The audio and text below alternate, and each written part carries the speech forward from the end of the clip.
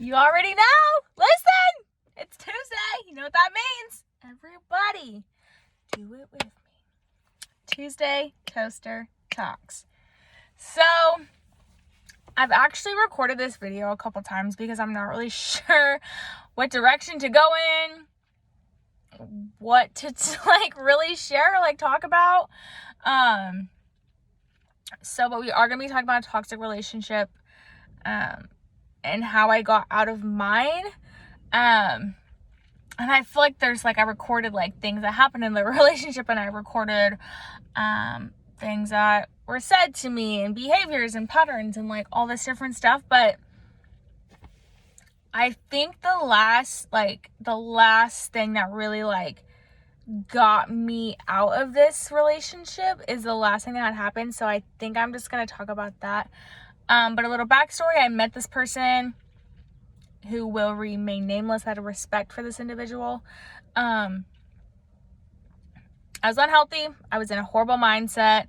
I was given love, peace, and chicken grease to the Lord. I did not want anything to do with Jesus, relationship, church. I mean, you name it, Linda. I was miss me with all that. Just because of where I was in my life at this time, which was very, very, very unhealthy. And this just added to it. But the last thing, so we have a past, this individual and I have a past of meeting each other, then breaking up, meeting each other, breaking up, just one of those back and forth situations, So the last thing that had happened that made me realize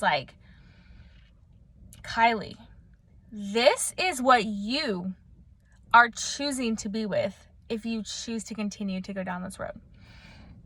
So this individual, I've shared a little bit about the story, but this person, this was basically it was an exchange, okay, if you know what I'm saying, and there was a no strings attached. Sorry, fat lie, whoever says you can have a no strings attached relationship is lying to you, and I'm your friend and I love you, so I'm going to tell you the truth, because we keep it hot in the toaster. We are honest, we are truthful, we keep it 100 in the toaster. That's a fat lie. Don't believe it. Somebody there catches feelings. Both people always get hurt, and you get your souls entangled. Entanglements, we know about that, don't we? Anyways, no, you cannot do it. And so, beginning of the relationship, it was I wanted more of a relationship, but it was no. And then all of a sudden it turned on this individual's asking me question, relationship type questions, and I'm what the heck, Imba? This is weird, because you were very adamant about not having a relationship, and this just being one of those situations. And I was okay, because in my mind, in my horrible, toxic, insecure, rooted, not having no confident state of mind, I'm thinking, oh yeah, listen, I'm so awesome. I'm the Keister. I can change this person. This person's gonna see me thriving, which I wasn't because of where I was at. My false sense of thriving. I can change. I can be better. I can be X, Y, and Z. And this person will want to change. That is not how it works. Okay? You cannot change somebody else. So quit trying. Quit trying to think. I am just so sick. Okay, sleeves are going up. Of individuals thinking they need to change themselves. They need to stop doing certain things so another person will change. If that person wants to change, they will change. It is not your responsibility. People need to step up and start having ownership of themselves, their own emotions, their own relationships. People need to have ownership. So you do not need to change. My hair got stuck on my earring. You do not need to change for somebody else to change. If they want to change, they will. And if they don't, then you decide if you want to be with them or if you need to step up out of that relationship. And I'm not telling you which one to do because that's your choice. Okay? So this individual was like asking me these questions, right? Back to like having a relationship, like, oh, would you, all like 20 questions, okay? And so I'm like, all right, listen, if you want to be with me, you're going to be with me only. Because previously I had seen screenshots, messages, sites being visited, like I'm talking copy paste text messages, but the name change, like that, like stuff like that. And so I said, if you want to be with me, you're going to be with me only because I don't share. Okay? I don't share, my man. You either with me or you ain't with me at all, okay? And so he's like, yeah, like, da-da-da, all this stuff. So I was going to come over the next day. Mind you, the next day. So the next day arrives, hi. And on the conversation, I was like, okay, I'll just come over after work. Like, da-da-da. No, come over at this time. Like, specific time. And I was like, I know you're thinking, Kylie, you're an idiot sandwich. Like, you are an idiot sandwich.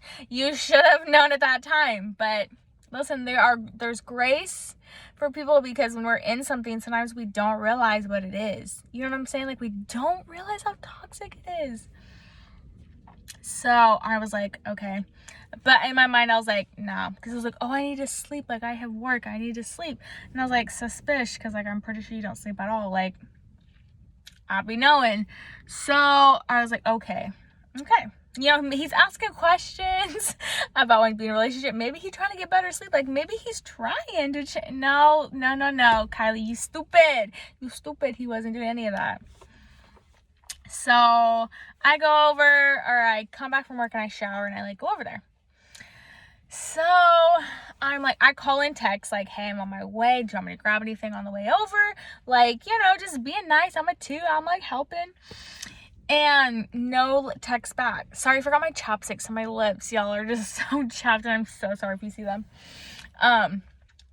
But no text. I was like, okay, maybe he really is like sleeping. So here I come and I hear his music blasting out of his apartment because that's just how he'd be doing it. And here I come, happy as a clam, like, you know, just living my best life. Not, it was a toxic life. So here I go, get out, get my little backpack. I'm walking my little 5'2" self up the stairs. And I open the door, and guess who's in the apartment? Oh yeah, he's there. Another girl. Bro. I was like, and on the phone call, I was like, listen, cheating is a non-negotiable. Like, if we're dating and you cheat, it's over. Like, we're not talking about it. You can call me as many times as you want. You can text me as many times as you want. You could cry as many times as you want. You can be sorry as heckin' Bob. But it's over. Because I don't play. I was so straight up about that. And I'm so straight about that. When I go on dates or people ask me things, I'm like, listen, I don't play. If you want to play games, that's fine, Linda. You can do it without me. So, y'all ever just, you ever be so mad that you're just calm? Like, calm. I'm talking like, call me a cucumber, because I was cool as a cucumber. I felt like Kylie's spirit had left my body, and like the spirit of Medea just like imparted inside of me. I like open the door and I see them, and she looks at me and she goes, hi. And his face, like, he's a brother, okay? It was like as white as me, Linda. I was like, okay. I said, I was so calm, like I said. I go, are you serious? And I just close the door so gently, closes. There I go, my 5'2" little self, just walking down the stairs to the toaster. And it was like, I mean, he came running after me. He was like trying to like all this. One thing he said to me, he was like, I'm not even kidding. He said, can you come back in an hour?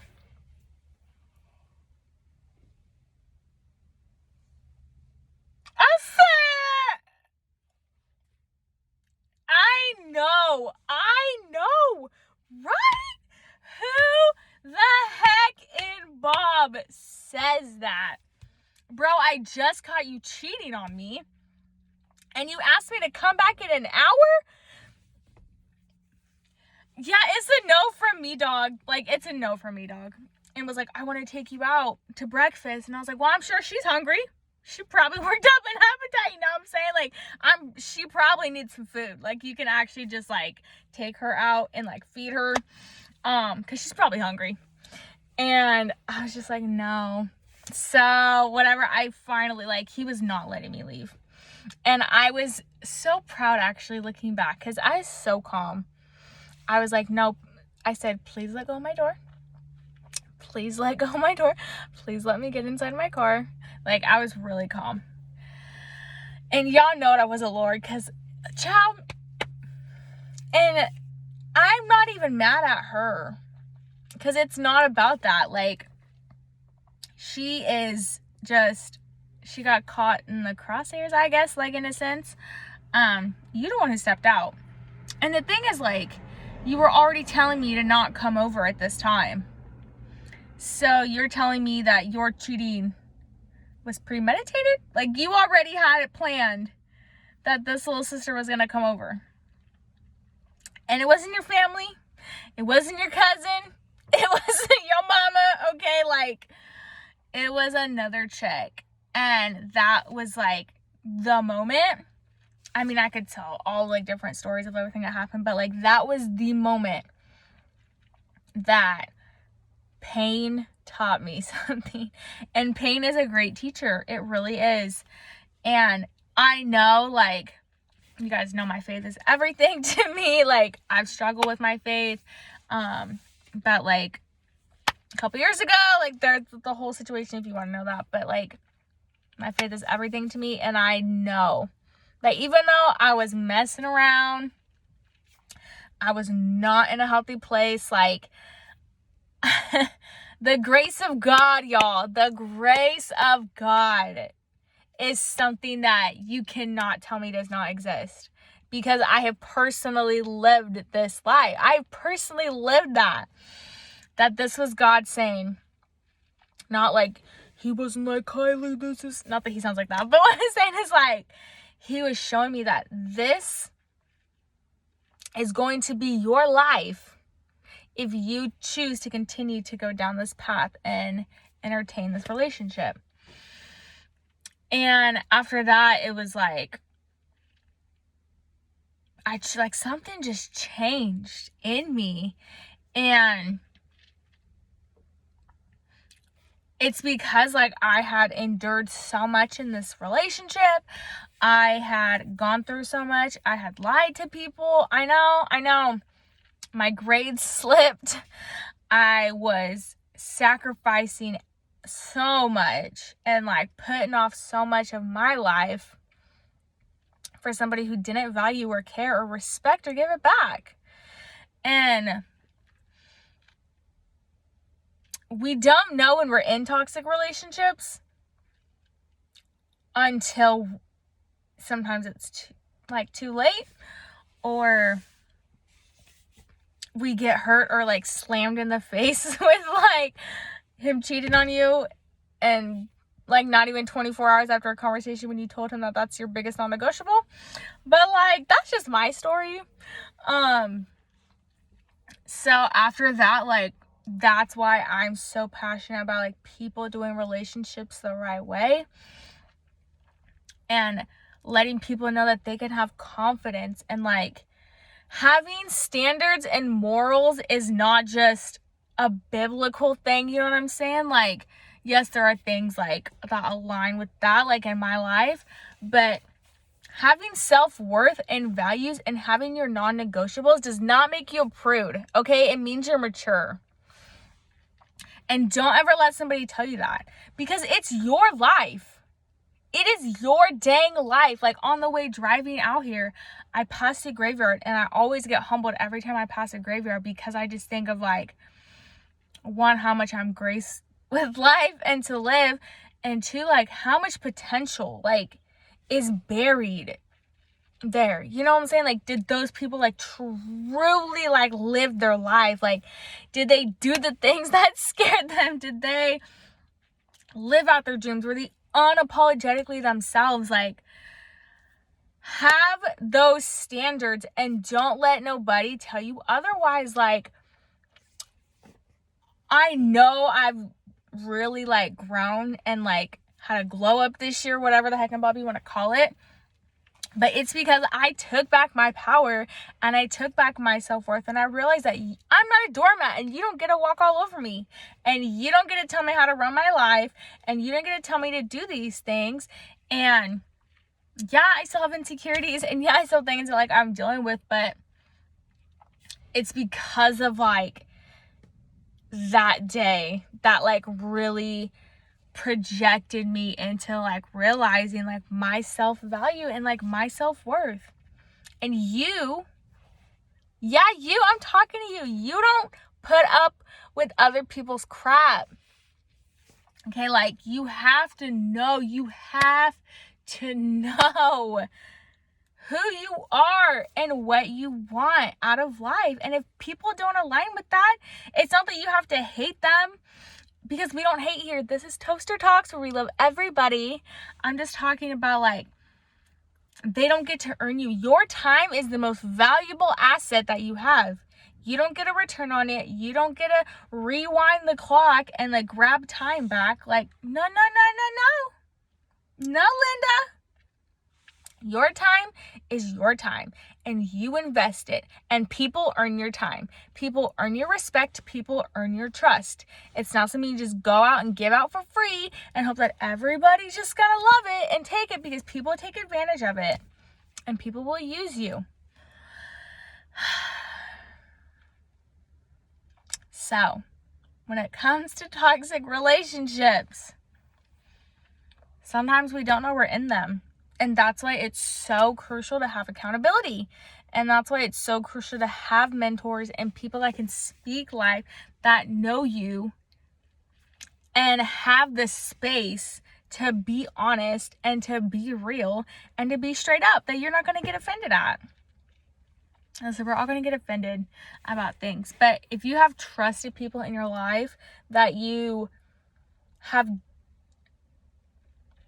discerned that they get to have that place in your life, and they get to speak life, and they get to guide you, and they get to, like, see things, and not that you live your life based on their opinion, but they're trusted, like, they've earned that spot. So you need to find accountability. You need to find people that you can say, like, hey, like, I'm seeing this person, or hey, like, I'm kind of interested in this person, like, what do you think? Like, and we don't be dating people, oh, he has potential. No, Linda and Lindo. No. We look at patterns. We look at behaviors. We look at what you say, and then do you back it up with what you do? Like, no. We don't look at potential. You don't marry potential. You marry patterns. Okay. Yeah. I really don't like being the relationship, like, type person, but I feel like Toaster Talks always goes that direction. And whatever that means, like, I don't be knowing, but we should change that at some point. So let's talk about something that's, like, not relationship. But yeah, so I know what it's like to be in a relationship and to completely devalue yourself, completely lower your standards for somebody else, completely do what another person will tell you to do, because you're so deeply rooted in insecurity and pain and trauma and unhealed and untalked about situations that happen in your life, that all you do, you just band-aid it. I don't care how much sex you have. I don't care how many drinks you down at the bar. I don't care how many times you shove your face with food. Like, whatever it is, I do not care. Because your soul matters. You matter.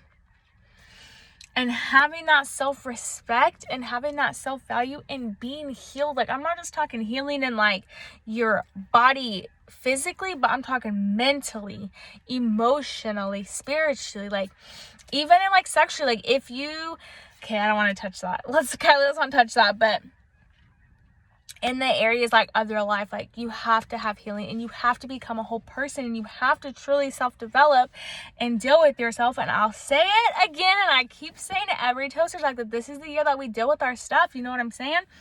And I've done this. I'm doing this. Like, this is not something that I'm just throwing out for the heck and bob of it. Like, I've lived through this. I've been somebody's doormat. I've seen things happen. Things have been said and done to me. Okay? And I have gone out of that. And I've only, let me get this so straight. I have only gone out of that by the grace of God. By the grace of God, that I'm out of that relationship. That I'm out of all of these relationships. That I'm out of all of these toxic things. And whether it's toxic, like it's hurting you and it's just a relationship you need to get out of, like, if it does not align with your purpose and the destiny and the plans that are over your life, it is toxic to your purpose. They are toxic to your mental health. They are toxic to your physical health. They are toxic to your goals. They are toxic to your dreams. Like, I'm getting too hyped. I just want you guys to realize that you matter and you have self-worth, and you have to discover who you are and what you want before you try to bring up somebody in there and find healing. And yes, it's going to take time. And yes, you're going to see Instagram posts about people getting engaged. And yes, you're going to see people getting married. And yes, you're going to see people getting into relationships. But listen, you're only judging from the little like picture that you see. You don't know what is going on behind the scenes. You don't know the work that they might have had to go and put into to being able to be a person, to find the person that's there for them. Like, you don't know. So quit judging. Just occupy your lane, own your space. Know you have self-worth. You are worth it. You are valuable. You are loved. There's a purpose over your life. You're beautifully and wonderfully made. You are a workmanship of the Lord, Linda and Lindo. Okay? Are you hearing me? That was a lot. I don't even know if this helped anybody or if it was even toxic relationship, like whatever. But yeah, there is hope. There is always hope for you. So if you are in a relationship that's toxic, or if you are in a situation, you know what I'm saying? You know what a situation is. If you are in one of those, please, I am begging you to take time and to realize and see that if you see things that do not align with what you want, or traits that you see, or behaviors, or things that the way you're being talked to, the way that you're being treated, like, I want you to have the courage to leave, to step out, because you are worth it. I love you so much.